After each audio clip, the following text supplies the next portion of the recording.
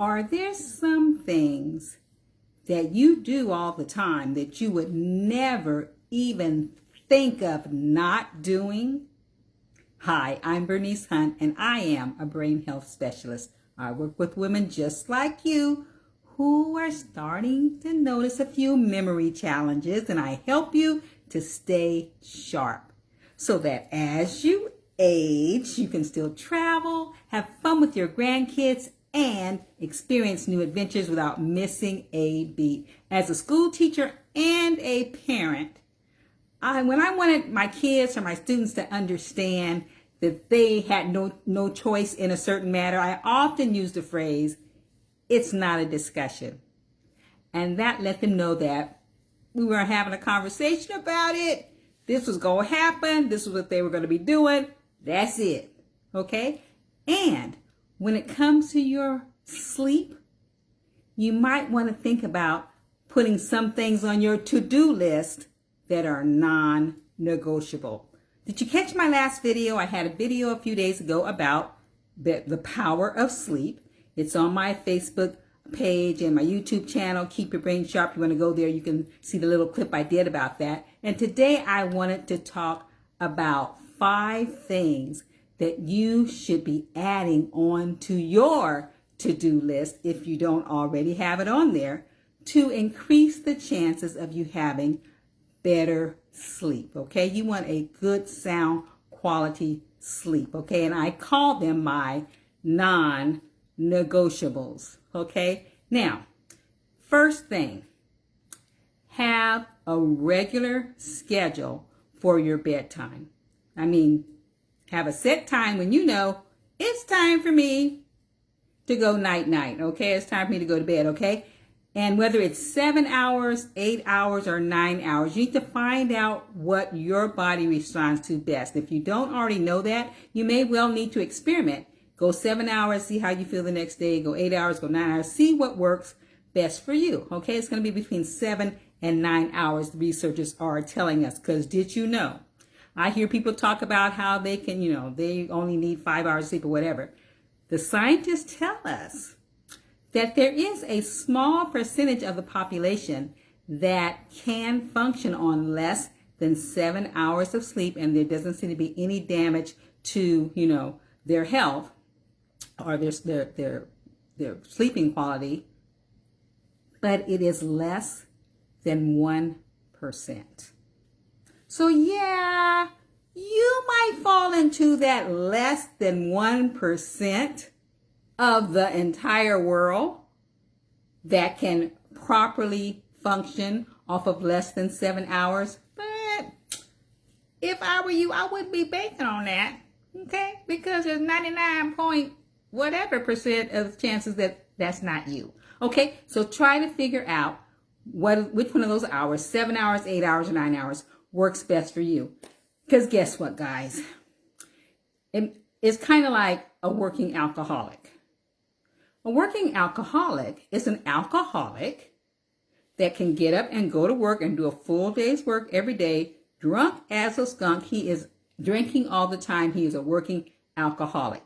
Just because you can get up and work, do your work day and not miss a day of work and be there like clockwork, doesn't mean you should still drink yourself under the table every night, okay? You still don't want to be an alcoholic. It's kind of like that. Just because you seem to be functioning on 5, 4, 6, whatever hours of sleep doesn't mean that that's good for your brain and the rest of your body. It just means that you have adjusted your body and you are getting through it at the risk of damaging yourself and experiencing damage later on, okay? So I don't want to dwell on that, but that's what I think about when I think about that, okay?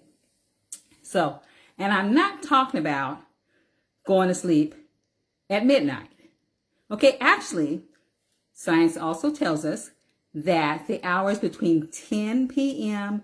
and 2 a.m.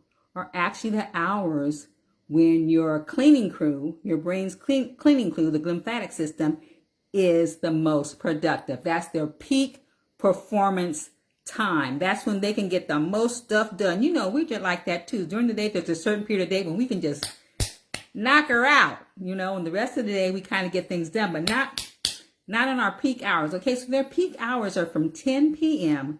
to 2 a.m. So that's the time you want to be asleep. That's when you want to be asleep. Okay, so figure out what you need to have to do. And it's going to be a process. I'm not saying if you go to bed at 2 to jump into bed tonight at 9 and you're going to work. But, slowly back it up so you can get there. But so what you want to do is you want to be in the bed so that by 10 o'clock, 11 at the latest, you are actually asleep, okay? Because that's going to allow your system to do its best work, all right? So that's what you want to do. All right. And I don't want to hear that you make it up on the weekends. People, have that conception. They can just stay up late all during the week, and then on weekends they can just sleep all day long all night. You know what? Research again tells us the damage has been done. You can't undo the damage that was done. You may get some rest in there, but you're not going to undo the damage that's been done. The stuff that has accumulated in your brain is not going to disappear just because you slept for 12 hours on Saturday. Okay. All right. So let's try to get that regular schedule. That's number one. And that's talking about weekdays, weekends, holidays, vacations. I know nobody's perfect. You're going to get off the wagon in a little while, but that's your goal. That's your aim. Get back on track, because that's what you want to be doing, on a regular basis. Okay. Having a set schedule. Okay. Enough of that. All right. Number two.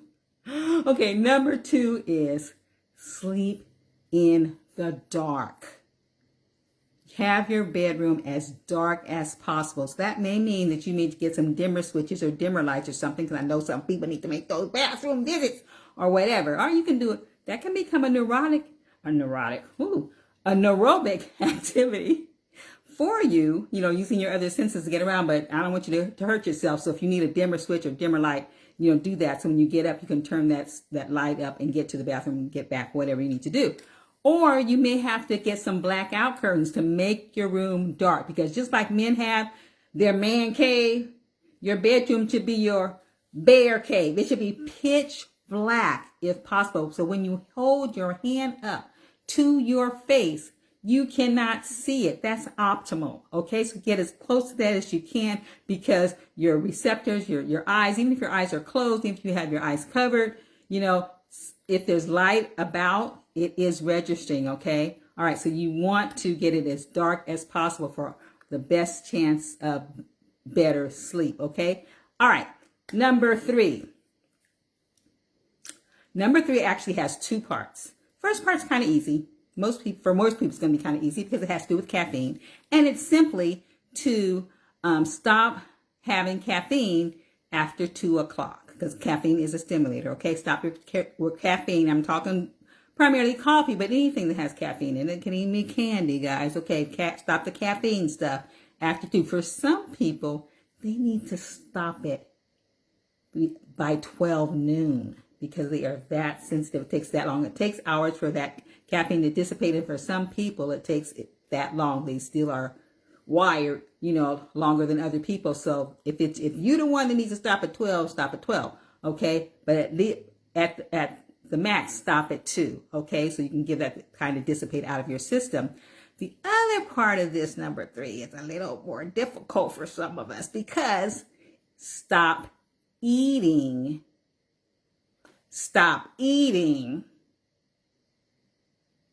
at least 3 hours, preferably 4, but at least 3 hours before you go to bed. That late night snack stuff has to stop, unless you're one of those persons for medical reasons or whatever that you need to eat something. Now, you don't want to stress yourself out. So if your stomach is cramping and all that kind of stuff, you're not going to sleep well. In those cases, get a light snack that's under 200 calories if you have to, but don't make a habit, and let some medical reason, don't make a habit of doing that, because you need to have your focus on cleansing and repairing and restoring and organizing, and not digesting. Okay, so you want to stop that eating, and that's going to help you for a lot of other ways too, but we're not going to get in that tonight. Okay, that's number 3. So number what? What was number one?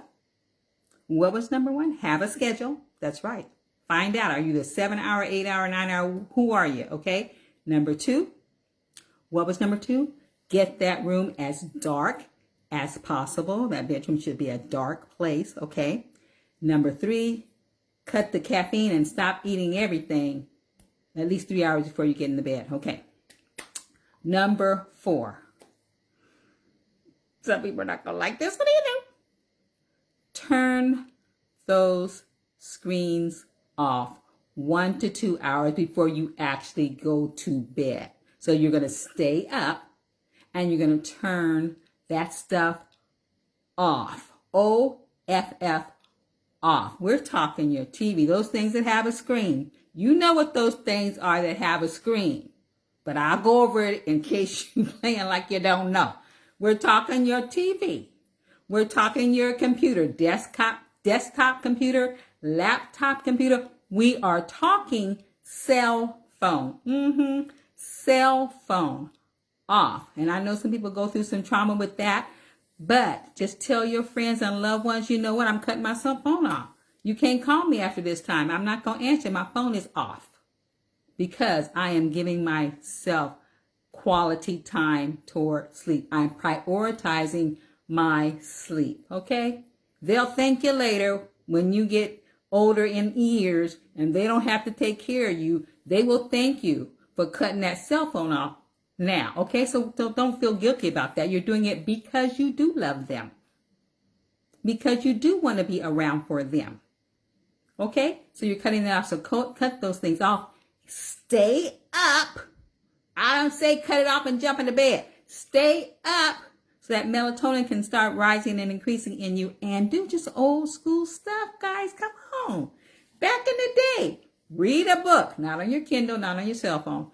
Read a book or a magazine, old school, book or magazine, okay? Play board games, play card games, talk to people. Live, not on Zoom, not on cell phone, face to face. Talk to somebody, okay? Have a conversation, all right? Get some chores done. That may not be the top thing on your list, but it works. It will pass the time. We're talking 90 minutes because most people, split the difference. 1 to 2 hours before bedtime, we'll just say 1.5 hours, okay? 1.5 hours before bedtime. Get some stuff done. Fold up those clothes. Get some things done. Polish that furniture. Wash them dishes. Do something, okay, that needs to get done. Listen to music. Work on your hobby, whatever, guys. You can come up with some stuff to do that does not involve a screen. I know you can. Okay, so number 4 is to turn that screen off 90 minutes before you get in the bed. Find something else to do. Okay, so the last one is to not have any electronic devices in your room. We're talking about electromagnetic fields, okay? We're trying to reduce the bombardment that your brain is already getting all day long with EMFs, okay? And we don't want that to continue all night long. We don't want it going on 24/7, guys, okay? Cut it off. So take it out of your room, okay? So that those electromagnetic fields are not still working. So you're not charging your phone in your bedroom. You don't have a computer in your bedroom. You don't have a router in your bedroom, okay? Because distance matters. I know it's still in your house. I know it's still radiating around, whatever, but distance matters. So if you can get it for bedtime, try to get away from those electromagnetic fields, okay? So those are the things to call my 5 non-negotiables. Trust me, if you work on those things, you will have better sleep. Now, you know that sleep is one of the hardest habits to change. They say allow 10 weeks before you give up the ghost on the new thing you're trying, okay? Consistently, not once every week for 10 weeks, but every day that you possibly can for 10 weeks before you see. And people are different, so what worked for you may not necessarily work for me and vice versa, okay? So you have to kind of experiment and trial and error kind of things and see what works for you. But these are my 5 non-negotiables, because if you start with this, you have a big jump start on helping yourself have better quality sleep, okay? So guys, Have you heard about my new website? I have a new website. It has the same name, Keep Your Brain Sharp, same purpose, assisting and supporting you on maintaining your brain fitness for as long as your body is operating, okay? You want to have your brain sharp for as long as the rest of the body is alive, okay? We don't want the brain to go dead and the rest of your body to be alive, all right? Because you know your heart can, well, we won't go into that. Anyway, you can be pumping blood and all this kind of stuff and things ain't going on up here, okay? So, same purpose, same name, keepyourbrainsharp.com, but I have a new look. And I hope, hopefully it's going to be more user-friendly and easier to understand. So go to my website, keepyourbrainsharp.com. I'm going to be launching this special thing. So if you scroll down to the bottom of the homepage, scroll down, it'll see Never Miss a Recipe. Click on there and register for that, because along with that, it's a free subscription kind of thing. Along with that, you get notices on everything that's going on with me. Plus, my discounts, and guys, one's coming up soon, okay? My discounts on the things I have, and you're going to love it. Okay, so go to keepyourbrainsharp.com and check me out, because your brain's destiny is in your hands.